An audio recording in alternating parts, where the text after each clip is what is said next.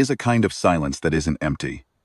The Verdathi Compact session chamber had that kind of silence on the morning of the 19th year, and I had learned, over a long career, of sitting in press galleries and watching things happen to people who deserved better, to hear the difference. I was 53 years old on the day Ambril Koth walked back through those doors. I had been 34 the first time I watched her leave them.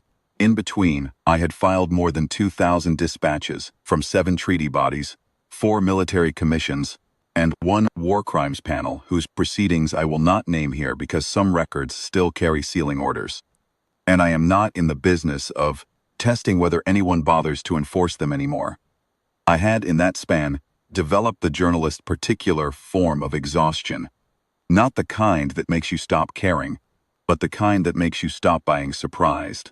I had thought I was past surprise. I was wrong, but I didn't know that yet when the session opened. The chamber itself. Shh. I want you to understand what it looked like before I tell you what happened in it, because the architecture of the Verdathi Compact's home assembly was not accidental. Nothing about the compact was accidental. They had been building their institutional identity for 4 centuries before humans arrived at their borders. And every surface of that chamber was a studied argument about who mattered and who did not. The floor was polished Varenstone, a deep charcoal with veins of pale amber running through it, the natural color of the Verdathi homeworld's coastal bedrock. The delegate's arc was carved from the same stone, sweeping in a 3/4 circle around the open floor, tiered in 6 ascending rows, so that the effect when you sat in the press gallery at the rear was of looking up at a horseshoe-shaped cliff face, populated by robed figures who, technically speaking, looking down at you. This was not subtle. The compact had never intended it to be subtle. The central floor, the space between the open end of the arc and the high chair of the presiding consul, was where delegations stood to address the body. There were no chairs on that floor. You stood, you spoke upward. The compact looked down. The delegations from member species had assigned seating in the arc itself, rows arranged by seniority of compact membership, which meant the eldest members occupied the highest tiers and the newest occupied the lowest. There was a logic to this that the compact's apologists liked to call historical rather than hierarchical, but the effect was the same. You spent your first several decades of membership looking directly up at the underside of the chins of the species that had been there longer, and they spent your first several decades looking down at the tops of your heads.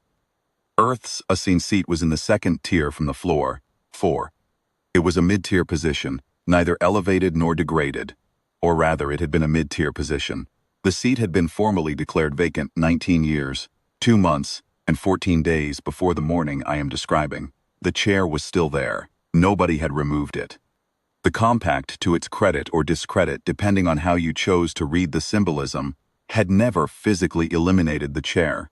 They had simply issued an instrument of accreditation suspension, Compt reference number DSV 441 OHR9, adopted in closed session by a procedural vote of 41-3 with 9 abstentions, declaring delegation seat for formally and administratively vacant pending satisfactory resolution of outstanding compliance obligations under the General Framework for Member Conduct.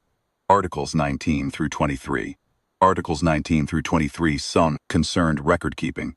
Specifically, the annual submission of updated delegation rosters, contact protocols, and jurisdictional acknowledgement filings.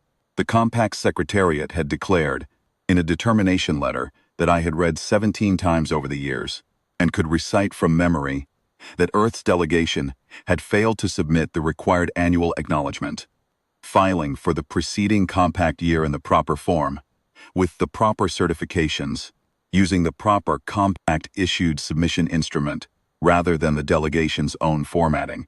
The determination letter was 4 pages long. The compliance failure it described had never been independently verified. The 3 delegates who voted against Instrument DSV 441 OHR9 had each submitted formal objections to the record, noting that the determination letter predated the submission deadline by 11 days, and that the improper formatting cited as the compliance failure was a single field transposition on page 7 of a 93-page filing that contained no substantive errors in any of its material visions. Their objections were logged, assigned reference numbers, and filed in the Compact's archive under a classification code that meant non-binding minority position. I know this because I pulled the archive myself, years later, when I had the access credentials and the time, and a legal consultant who specialized in compact procedural access rights and who had, in our first working session, told me that she had never had a client who wanted to spend this much money on documents that were this boring. I told her I thought the documents were the opposite of boring. She filed the access requests anyway, which was the important thing. I had been in the press gallery that day too, not in the main chamber but in the secondary observation room, watching the proceedings through a relay screen. I was a junior correspondent then, 20 months into my posting, still in the phase where you think your job is to report what happens, and haven't yet understood that the more important job is to understand why it happens and then decide what that means for everything that comes after. I watched the instrument pass. I watched the 3 dissenters sit rigid and still while the presiding consul read the vote count. I watched the aide to the Compact's Secretary General mark something in a ledger with the careful deliberateness of a person who knows the mark is permanent. And then the session moved on to other business, because that is what sessions do. They move on, and the vacant seat in row 4 of Tier 2 remained vacant, and a delegation that had spent 11 years building its presence in the chamber went home. Ambril Koth was 31 years old when she was escorted from the chamber. She was the deputy head of delegation, the second most senior human in the room on the day the instrument passed, because the head of delegation, Pren Sarath, a career diplomat with 30 years in the field, had been recalled to Earth 2 weeks earlier, for reasons that were, officially, described as a routine rotation. Those of us who paid attention understood that the recall was not routine, that it had been orchestrated through a quiet conversation between the Compact's Secretary General and certain parties on Earth who were, at that moment, more interested in maintaining access to the Compact's trade framework than in contesting a procedural instrument over a field transposition on page 7 of a 93-page filing. Sarath had not been consulted. He had been informed. He died 11 years later, before the story had resolved. And I attended the memorial service, and I thought about what he would have made of the certification document and decided that he would have said it was the right instrument filed at the right moment, and that it should have been filed sooner, which was the kind of thing he always said, and which was always correct. Koth, who had been left as acting head of delegation, had submitted a formal protest to the Compact's presiding consul the morning after the instrument passed. The protest was received, logged, and assigned a reference number. No response was ever issued. Under the Compact's procedural rules, protest without a response within 90 days was considered administratively closed without prejudice. 90 days passed. The protest closed. I obtained a copy of that protest years later and read it. It was 14 pages, precise and measured and careful in the way that Koth had apparently always been, and its argument was airtight, and its conclusion was irrefutable, and it had sat in a cabinet in the Secretariat's offices for 91 days, and been closed without anyone reading it. I know this because the Cabinet's access log, which I obtained as part of the same document request, showed 0 access entries for the protest's reference number in the 91 days before it was administratively closed. I spoke to Koth once, briefly, at a post-session reception 3 days after the instrument passed, when she was still in the process of arranging the delegation's departure, and hadn't yet understood how complete the closure would be. She was composed. That was the word that kept coming back to me over the years. Composed. Not resigned, not angry, composed. She held a glass she hadn't drunk from and listened to what I had to say. It was that I had filed a dispatch about the dissenting votes and planned to follow the story. She nodded. She said, "Good. Keep the dates." I didn't fully understand what she meant. I wrote it down anyway. The delegation packed its offices over the following 2 weeks.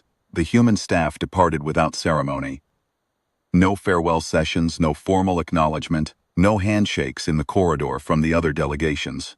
A few individual delegates from member species, stopped by the human offices on the third floor of the annex building to say something privately. I know this because I watched from across the atrium, and I could see from the body language, careful, slightly furtive, the look of people who are saying something they do not want the building to register. That the conversations were not official. They were personal. Even that was something. Years later, I tracked down two of those individuals and asked them, separately and without telling each either one that I had spoken to the other, what they had said in those conversations. One told me she had expressed regret and that she had meant it and still did. The other told me he had said that the instrument was wrong on its face and that he expected it to be corrected. I asked him when he had expected the correction. He said, "I told her a year.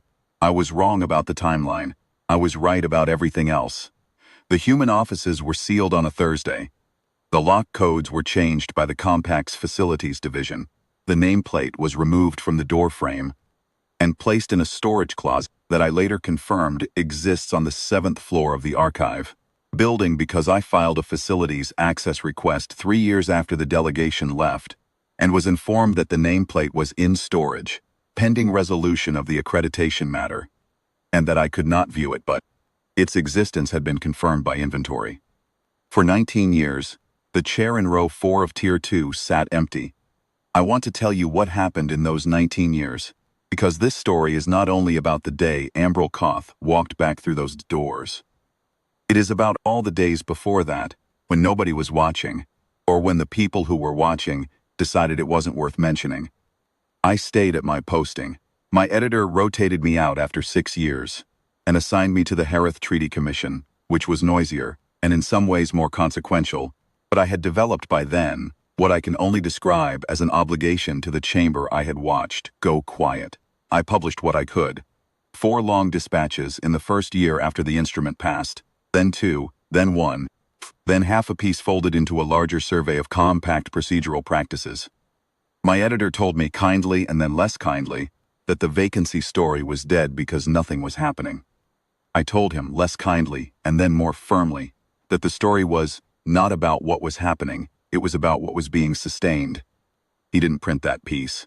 I kept the draft. In the 3rd year after the instrument passed, something small happened. The Compact's secretariat received a petition from the human side. Not a delegation, not a formal presence, but a legal instrument submitted by a firm registered in the Compact's auxiliary jurisdiction zone, acting on behalf of what the instrument described as affiliated human commercial interests, holding valid transit and commerce licenses under the Compact's General Commerce Framework. The petition concerned a routine matter, a request for clarification on the fee schedule for berth reservations at Compact-administered waystation facilities. It was submitted on a standard Compact form, properly formatted, properly certified. In the proper submission instrument, it was logged, processed, and answered within the standard 40-day window. I filed for a copy of the petition under the Compact's Public Records Access Protocol, 4 months and 2 follow-up requests, but I received it. I read it 3 times. On the 3rd reading, I noticed that the petition was filed under the Compact's sub-article framework for entities maintaining auxiliary observer status in suspended member situations, a category that existed in the Compact's procedural code as a technical provision for situations where a member's accreditation was under review but not yet terminated. The instrument that had declared Earth's seat vacant had been framed as a suspension, pending compliance resolution, not a termination. The distinction I understood only gradually was not accidental. In the 5th year, 2nd petition arrived. Transit corridor usage rights, similarly mundane. Same subarticle, same legal firm in the auxiliary jurisdiction zone, properly formatted, properly certified. Answered in 31 days. I noted, when I read the copy I obtained through the records protocol, petition cited a provision of the General Commerce Framework that had been amended 6 months earlier in ways that most non-member entities would not have known to cite. The legal firm knew the current text. They had been watching. In the 6th year, a grievance instrument, a minor one. A dispute over assessed maintenance fees on a waystation berth contract that had been held by a human commercial entity prior to the suspension and that the entity argued had been incorrectly reassigned. The grievance was filed, processed, and denied. The denial was appealed. The appeal was considered and denied at the secondary review level. The case closed. What interested me when I obtained the documents was not the outcome. I had not expected a different one, but the procedural record, the grievance, and both appeals had been filed under the subarticle framework, each one correct cross-referenced to the prior filings in the series, each one adding another link to the continuous chain that was being assembled in the archive. In the 7th year, a census of human nationals present in compact-administered space, required under the General Framework for Member Conduct, Article 31, which mandated that any party with more than 500 registered individuals in compact-administered space submit an annual population accounting, regardless of accreditation status. The filing was submitted on the correct form, in the correct format, with the correct certifications. Logged, assessed, filed. The census figure was 7,211 registered human nationals. I noted this not because the figure was surprising. I had known there was a substantial human commercial and transit presence in compact, administered space throughout the suspension period, but because the filing documented that presence, formally on the record, under a sub-article that tied it to the continuous chain. 7,000 people, enumerated by name in an archive that the Compact's own system had been steadily tagging as belonging to a suspended but not terminated member. I pulled every one of these documents, over the years, one at a time, as they became accessible under the Public Records Protocol. The process was slow. Some required formal requests. Some required appeals when the first requests were denied. 3 required me to engage a legal consultant who specialized in compact procedural access rights, which I paid for out of my own accounts, because my publication had, by that point, formally closed the vacancy story as an active assignment. I told the consultant I was compiling a historical record. That was true. I did not tell her I thought the historical record was still being made in real time, because that would have sounded like the kind of thing a person says when they have been working on one story for too long and have lost perspective. I had not lost perspective. I had, if anything, gained too much of it. In the 9th year after the instrument passed, I found something that made me sit at my desk for a long time without moving. The Compact's archive system organized its filings by several cross-reference indices. One of the indices was a status flag attached to each filing from a given party, which tracked whether that party's accreditation status was active, suspended, terminated, or under review. Every human filing, every petition, every census submission, every routine grievance instrument, every transit notification had been logged and cross-referenced by the archive system under the party identifier for Earth's delegation. The status flag on every one of those filings read, suspended, pending compliance resolution, not terminated, suspended. The archive system, which operated on rules rather than politics, had been processing every human submission as a filing from a suspended but not terminated member and tagging it accordingly. The practical effect of this was bureaucratic and easy to overlook. A suspended member's filings were logged, processed, stored, but carried no voting weight and generated no participation rights. The filings existed, they were part of the record, and because the record is a single continuous document, because each filing references the prior filings and is referenced by the ones that follow, the filings were, in effect, maintaining a continuous chain of presence in the archive that could not be severed without also voiding all the filings that had referenced it. I wrote a long memo to myself that night, laying out what I thought this meant. Then I filed it in a personal folder I had labeled, after some deliberation, with Koth's words from 3 days after the instrument passed. Keep the dates. In the 12th year, I requested a meeting with the Compact's Archive Certification Office. The Certification Office was not a glamorous part of the Compact's apparatus.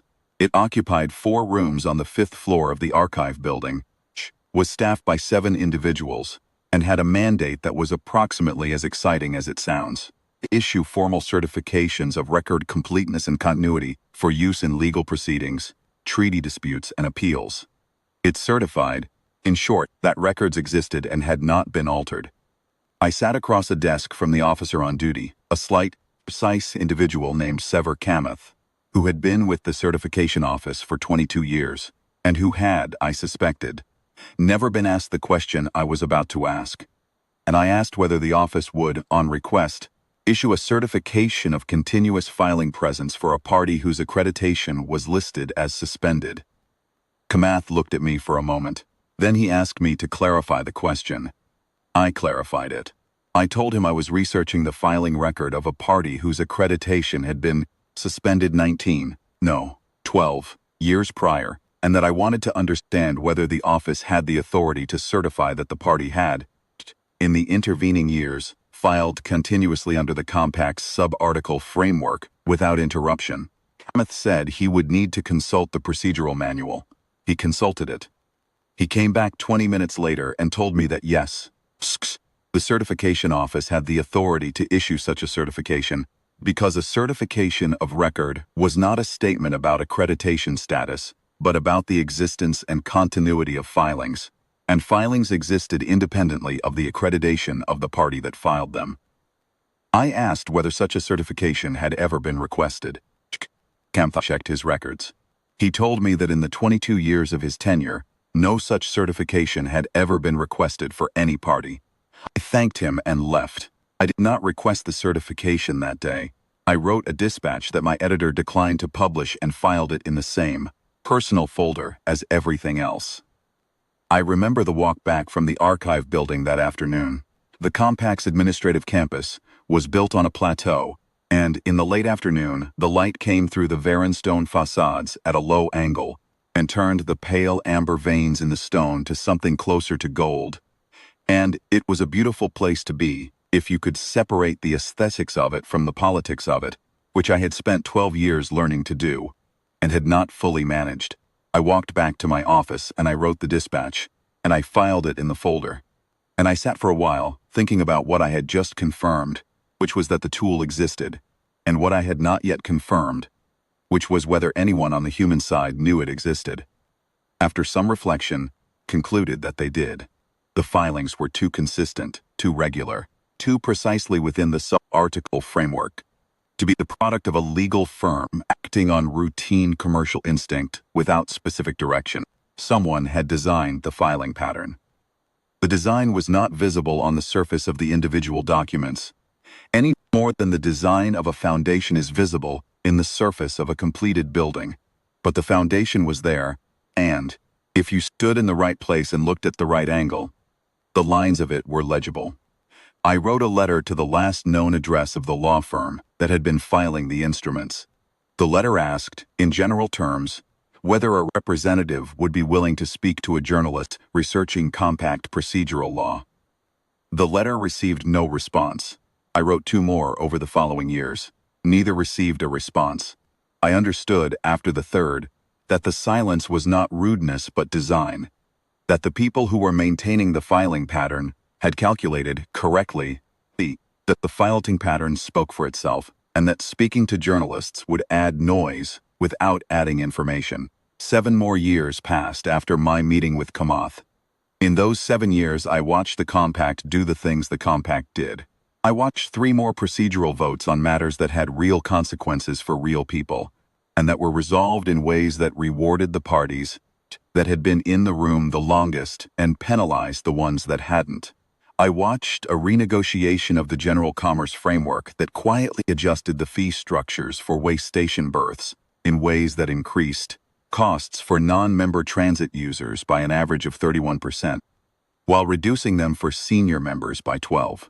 The renegotiation took 14 months and was covered, during that period, as a significant story about trade architecture and species equity. 3 months after it concluded, the coverage stopped because nothing was changing. The new rates were in effect. The contracts had been signed, and the story was over. I wrote a piece at that point examining the distribution of waste station berth allocation contracts among Compact member species and found that 4 of the 12 contracts previously held under Joint Human Compact Administration had been redistributed during the suspension period to commercial entities associated with the Verdathi block. I could not establish in the piece a direct causal link between the suspension instrument and the contract redistribution. The Verdathi block's commercial entities had acquired the contracts through procedures that were, on their face, entirely regular. I published what I could establish. The piece received modest attention and then was filed away. The filing pattern from the human side continued throughout those 7 years. By the 15th year, after the instrument passed, I had documented 183 separate submissions from the legal firm under the sub-article framework. The submissions were distributed across the year in a pattern that I eventually recognized as deliberate. They came in clusters that corresponded to the Compact's own submission calendar, which meant they were always on time, always in advance of deadlines, and always accompanied by the correct ancillary certifications. Submission that arrives early and complete is not reviewed with the same attention as one that arrives late or deficient. It is processed and filed. This, I understood gradually, was the point. The filings were designed to be invisible by being impeccable. In the 15th year, there was one anomaly. A petition arrived that was slightly different from the preceding ones. It concerned not a commercial or transit matter, but a request for archive access. Specifically, it requested access to the certification records of all filing submissions made by Earth's delegation and associated parties since the date of Instrument DS 441 OHR 9. The request was submitted under the same sub-article framework as everything else, the same forms, with the same certifications. It was processed and answered in 27 days. The access was granted. A copy of the archive access grant was, 3 months later, included in a public records request I filed as part of my ongoing documentation. I read it several times. The request had been specific about what it wanted, not the filings themselves. Were already accessible under the public records protocol. But the archive system's own cross-reference logs tracked the status flags assigned to each filing at the time it was processed. Someone, in the 15th year, pulled the same thread I had pulled in the 9th year. They had confirmed, through the archive's own records, what the status flags said. They had the documentation they would need. I sat with that piece of paper for a long time. Then I added it to the folder. The folder was substantial by that point. 340 pages of documents, organized chronologically, with a handwritten index that I updated every few months. My partner, who had lived with me through 12 of the 19 years and who had a precise and unsentimental mind, had looked at the folder once and said that it was either the most important document collection in the Compact's recent history or the most elaborate instance of not being able to let something go that she had ever witnessed, and that she was genuinely uncertain which. I told her I thought both could be true. She said that was probably fair. I watched the session chamber fill and empty, and fill again with its robed figures in their ascending tiers. And I watched row 4 of tier 2 remain empty, and I sat in the press gallery and took my notes. There were days, in those 7 years, when I thought I had misjudged the meaning of what I had found. The filing pattern was real. The certification mechanism was real. Real mechanisms do not automatically become activated, and I had no evidence that anyone with standing to activate the mechanism intended to do so or knew the moment was approaching or would act when it came. Institutions erode purpose the same way water erodes stone, slowly then suddenly, and by the time you notice the depth of the channel, the water has been running for longer than you knew. Watched the sessions and I kept my notes, and I reminded myself, on the days when it felt most like watching nothing, that a thing being slow is not the same as a thing not happening. I also kept returning, in those years, to the question of why. Not why the Compact had issued the original instrument. That part I understood, or thought I did. The compliance failure had been convenient, procedural lever that someone had identified and used. Because the cost of using it was low, and the benefit was the redistribution of contracts and influence that followed. What I kept returning to was why the human side had responded the way they did. Not with a legal challenge, not with a counter-instrument, not with public pressure or diplomatic escalation, all of which would have been visible, recordable, potentially ineffective against a body that controlled its own procedural rules. Instead, with filings. Quiet, impeccable, continuous filings in a sub-article framework that nobody had bothered to notice because it was designed for situations that almost never arose. Response was not a protest, it was a presence, and a presence maintained long enough becomes a fact. Facts, if they are properly certified, become instruments, and instruments, filed in the right session under the right subarticle, become leverage that the body's own rules cannot dismiss without dismissing the rules themselves. That was the architecture. I had understood its outline in the 9th year. It took me until the 16th to understand it completely, and by then the 19th year was close enough that I had stopped asking whether and started asking when. The 19th year arrived.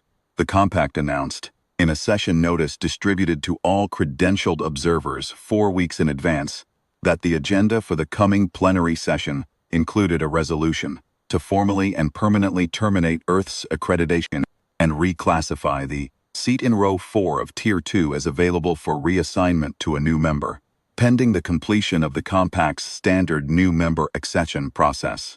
The termination instrument had been drafted by the Compact's Procedural Affairs Committee over the preceding 3 months. It was, procedurally, the last step in a process that had begun 19 years ago. With a 4-page determination letter about a field transposition on page 7 of a 93-page filing. The session notice described the rationale for the termination resolution in 2 sentences. That the compliance matter underlying the original suspension had never been resolved, and that the Compact's procedural framework did not permit indefinite suspension without either resolution or termination. The second sentence was accurate. The first was, at minimum, incomplete. The compliance matter had never been resolved because the Compact had never taken any formal step to resolve it. The original determination letter had cited a compliance failure. The human delegation had, 3 days later, submitted a formal correction. The correction had been received, logged, assigned a reference number, and placed in a queue for Secretariat review. 19 years later, it was still in that queue.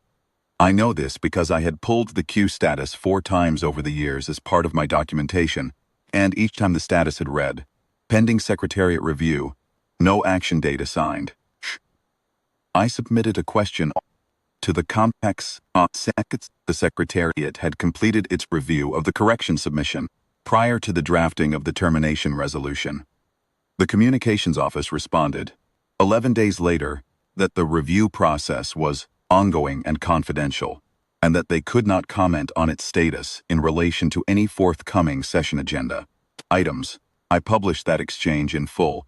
My editor ran it this time. The termination notice had made the story current again. Current stories get published. The piece ran 3 days before the plenary session opened. I received, in the 4 days after it published, 43 responses from readers. 31 of them had never heard of the Verdathi Compact. 7 asked whether there was more background reading available. 4 expressed opinions that were irrelevant to the story. 1 was from a retired Compact procedural officer who had served under 3 presiding consuls, and who wrote in 3 careful paragraphs that the failure to complete a Secretariat review of a correction submission over a 19-year period was, in his view, precedent in the Compact's recorded history, and that the question of whether this failure had procedural consequences for any instrument adopted in its absence was, in his professional judgment, one that the Chamber had not yet asked itself and might find uncomfortable when it did. I asked him if he would go on record. He said he would think about it. He never responded to the follow-up, but I kept the message, because it confirmed something I had been moving toward for a long time, that the mechanism was real, that it had not been used, and that the question of its consequences was one that the Compact was going to have to answer, whether or not they wanted to. Plenary session opened on a Tuesday. The chamber was full, fuller than usual, actually, because the termination resolution had generated the kind of procedural attention that tends to bring out the bodies that normally attend only the sessions where something they care about is at stake. The Compact's full membership was present or represented. The press gallery was at capacity. I had arrived early enough to get my usual seat. 3rd row of the gallery, left center position, gave me a direct line of sight to row 4 of Tier 2 and to the presiding consul's elevated chair at the far end of the arc. The chair in row 4 was empty when the session opened. The presiding consul called the session to order. The session moved through its preliminary business. Procedural acknowledgments, confirmation of quorum, adoption of the session agenda. With the kind of practiced efficiency that comes from 400 years of doing things the same way, I have sat through more opening procedures than I can count, and I have learned to use them as a kind of calibration. The texture of the formalities tells you whether the people in the room are present or going through motions. That morning they were going through motions. The termination resolution was the 5th item on the agenda, and the real session, the one where people were paying attention, had not yet begun. The 4th agenda item concluded. The presiding consul adjusted the position of the session ledger on the high chair's desk. A small, habitual gesture I had seen him make hundreds of times, and announced the 5th item, resolution on the formal termination of suspended accreditation, compact reference DSV 441-OHR9, and reclassification of the associated delegation seat for reassignment. The chamber did not change. No sound, no shift, no dramatic intake of breath. Experienced chambers don't telegraph what they feel before the proceedings give them something to feel. Everyone knew what was coming. Presiding consul began the reading of the resolution's formal recitation. The history of the instrument, the basis for the termination, procedural authority under which the resolution was being considered. This took 4 minutes. I timed it. At the conclusion of the fee formal recente, consul called for the presentation of any registered instruments before the vote. This was a formality. In my 19 years of attending compact sessions, I had seen pre-vote instruments registered on 3 prior occasions, and in each case they had been administrative clarifications submitted by the compact's own secretariat. The chamber door opened. I want to try to describe what this looked like. The chamber's main entry, the doors through which delegates and credentialed observers entered before sessions, was at the far end of the room from the presiding consul's chair, directly behind the press gallery and the observation areas. There was a secondary entry, used by the compact's administrative staff and session support personnel, on the left side of the chamber floor, and there was a third entry, set into the curved wall of the arc itself, at the base of the structure, which was used exclusively by seated delegates accessing their tier positions from the building's interior corridor. This third entry was a narrow door, floor level, inset into the stone of the arc so that it was nearly invisible when closed.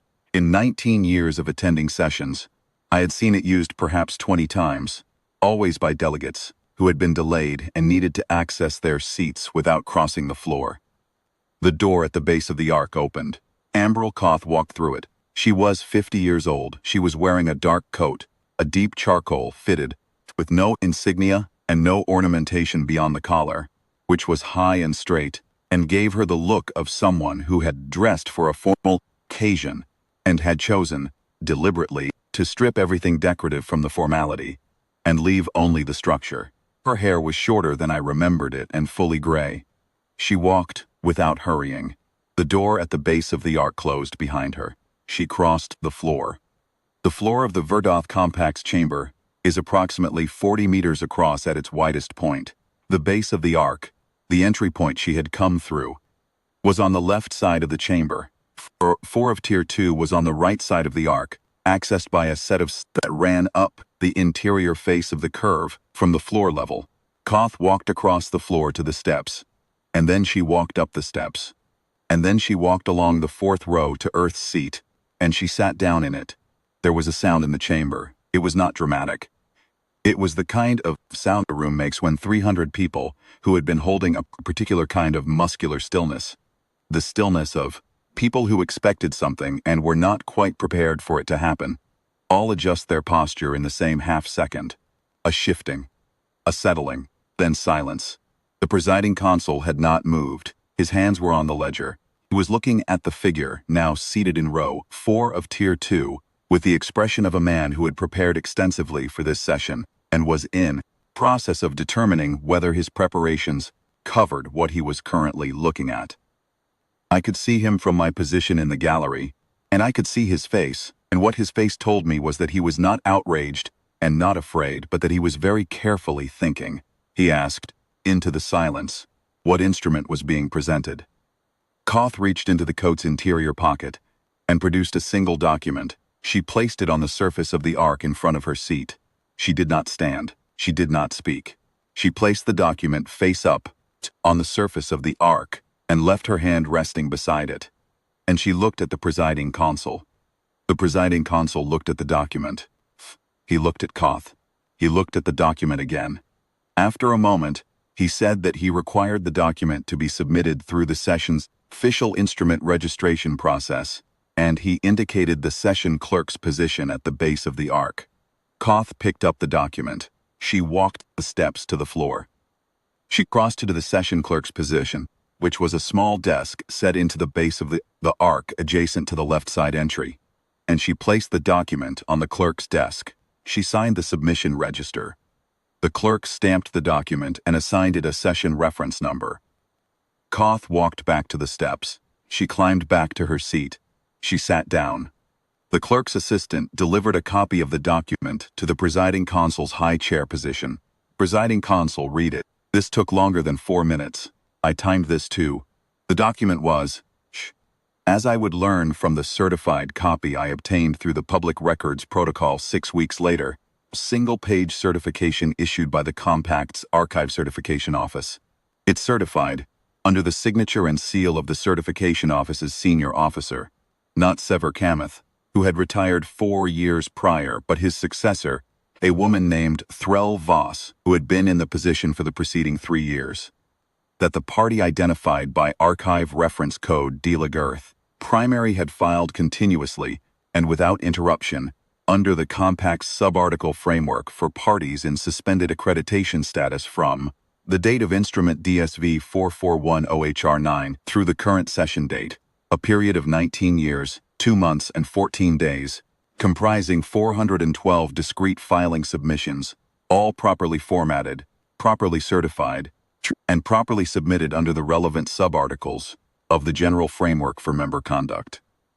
The certification further noted, in a single additional line that I suspect was the result of Threll Voss's own professional judgment, and not a line she had been asked to include, that under subarticle 7(iv) of the General Framework for Member Conduct, a party maintaining continuous filing presence under the subarticle framework during a period of accreditation suspension preserved all procedural rights associated with the underlying member status, including the right to be heard before any termination resolution was adopted, and that the activation of those procedural rights required nothing more than the filing of the certification itself.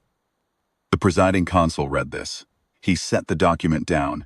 He looked at Koth, who was sitting in row 4 of Tier 2, with her hands folded on the surface of the ark in front of her. He looked at the session clerk.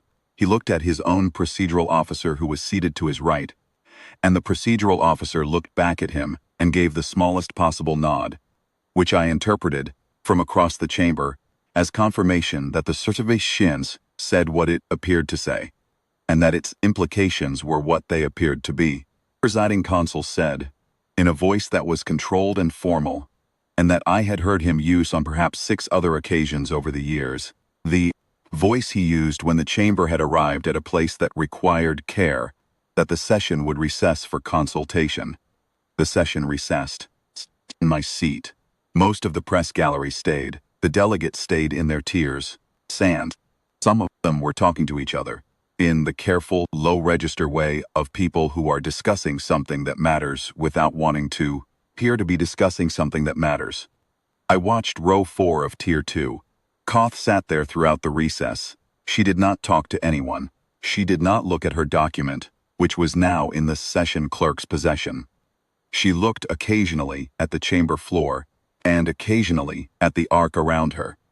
And once, for a moment, she looked in the direction of the press gallery, and I had the brief and probably self-aggrandizing sense that she was not looking at any particular person in it, but that she was looking at the gallery as a category, the way you look at something you had been told would be there, and that you needed to confirm was there before you could move to the next thing.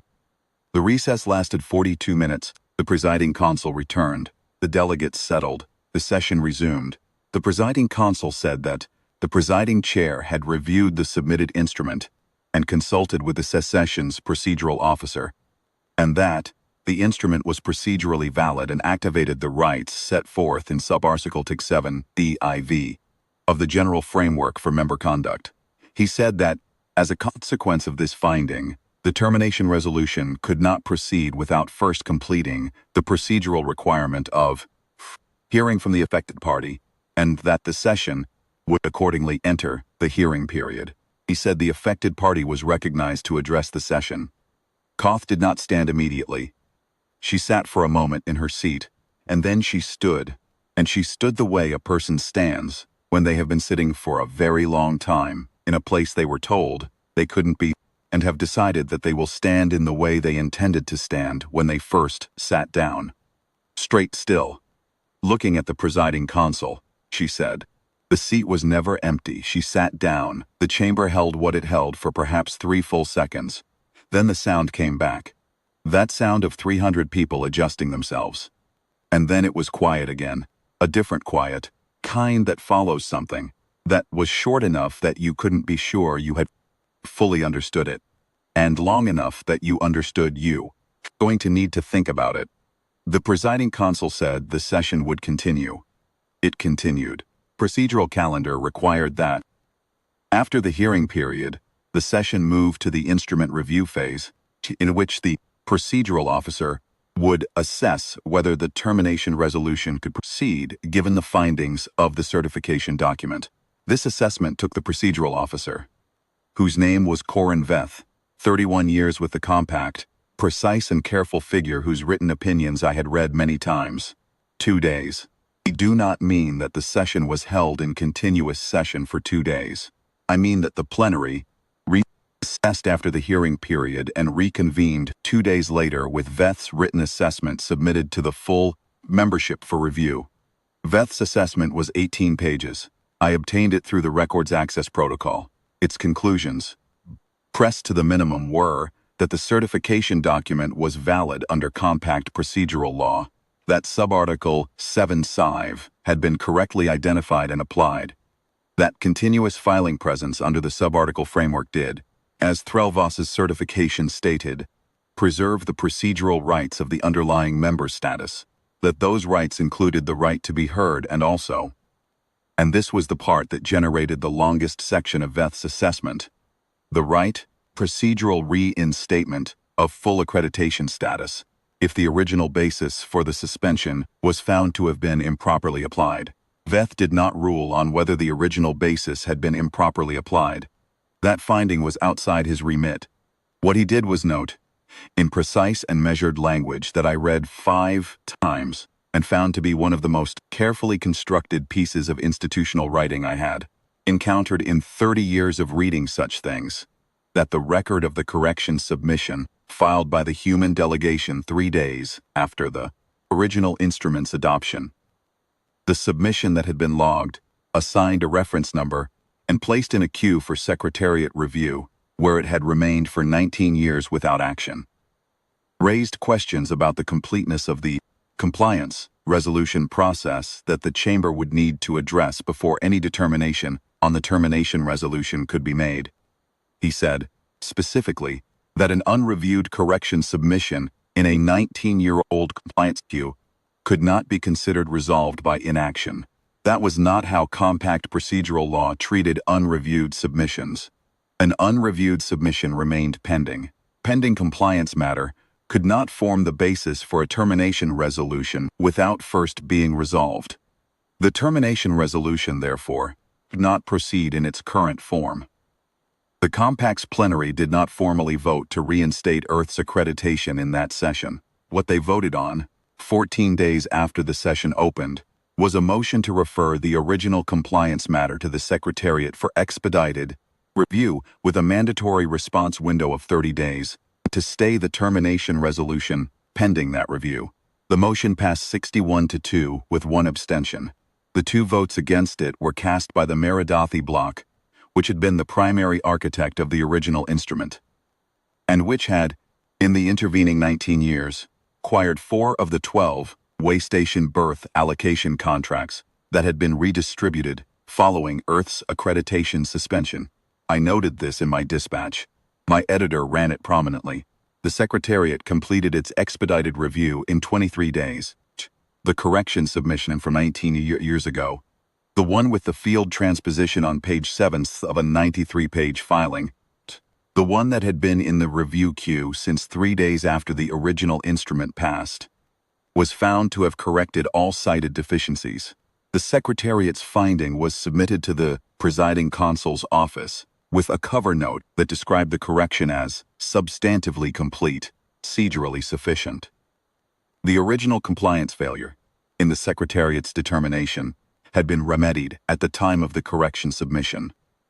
19 years and 23 days after the instrument passed, Presiding Consul's office issued a notification to all Compact members. Accreditation Instrument DSV 441 OHR9 was declared resolved. Its accreditation status was reclassified from suspended to active. The seat in row 4 of Tier 2 of the chamber arc was formally reinstated.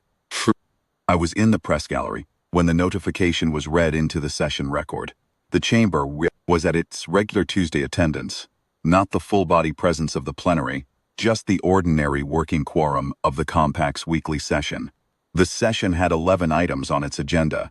The notification was read during the preliminary business segment, between the confirmation of quorum and the adoption of the day's agenda, because that was where procedural notifications were placed under the session calendar. Ambrel Koth was in her seat. She had been in her seat every session day since the plenary. She sat there when the notification was read, and she sat there when the session moved on to its 11 items. And she sat there when the session closed at the end of the day, and then she stood and collected her materials and walked down the steps and across the floor and through the main chamber doors, which were the doors at the far end of the room, the opposite end from the arcside door she had entered through on the day of the plenary. I caught her in the corridor outside the chamber. I had been trying to catch her since the plenary. She had declined 2 requests for comment that I had submitted through official channels, and had not, in the weeks between the plenary and this day, spoken publicly on the matter. The corridor outside the session chamber was, technically, a public corridor accessible to credentialed press, and she was walking through it, and I fell into step beside her, which is a thing that journalists do when they have been waiting a long time for something. I said I would like to one question if she was willing. She kept walking. After a few steps, she said she would hear it. I asked her when she had requested the certification from the archive office. She was quiet for a moment. Then she said, 12 days before the session notice was issued. I thought about this. The session notice announcing the termination resolution had been distributed 4 weeks before the plenary. She had requested the certification 16 days before the notice. I asked her how she had known the notice was coming. She said, "We always knew it was coming. We just needed to know when." I asked her who we was. She stopped walking. She looked at me with the expression of someone who has been very patient for a very long time and is making a final calculation about how much more patience is warranted. She said, "Everyone who kept filing." Then she walked on, and I stood in the corridor and wrote that down, and that was the last thing she said to me about it. I have had 8 years since that day to think about what I understand.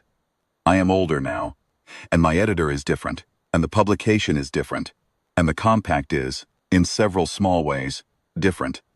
It has reinstated Earth's seat allocation on the waystation berth schedule, renegotiated the 3 relevant contracts that the Verdathi block had acquired during the suspension, and completed a procedural review of its compliance determination process that introduced a tetrus substantive review requirement before any accreditation instrument could be adopted. These changes were not dramatic. They were the kind of changes that institutional bodies make when they have been demonstrated, in front of their own records, done something that cannot be defended on procedural grounds. The 2 Verdathi block delegates who had voted against the motion to refer the compliance matter for review were not censured and not sanctioned. They attended the following sessions as they had attended the preceding ones. Institutions do not, as a rule, censure the people inside them who benefit from institutional failures. They correct the failure and move on. This is, depending on how you look at it, either the greatest weakness of institutional bodies or the reason they persist. Koth served 2 full terms as Earth's head of delegation after the reinstatement.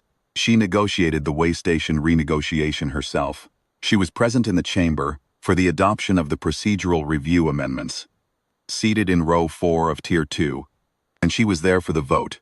And, when the vote passed, she sat still and made no particular expression, and then gathered her materials when the session concluded and left the chamber through the main doors. I was in the gallery. I watched. My recorder was running. I left the posting 6 years after the reinstatement.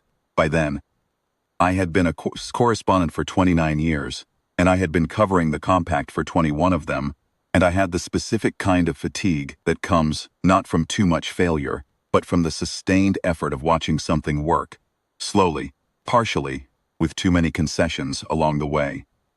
When you had spent years uncertain whether it would work at all, there is one more thing I want to say.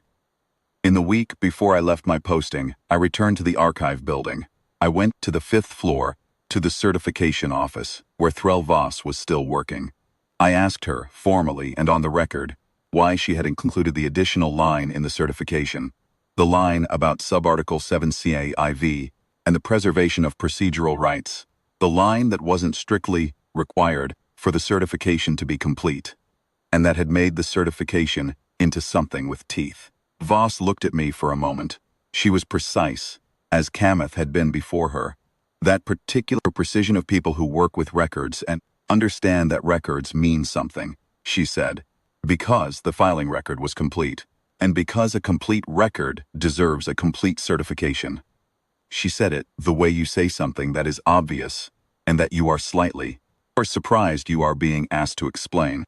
I thanked her and left.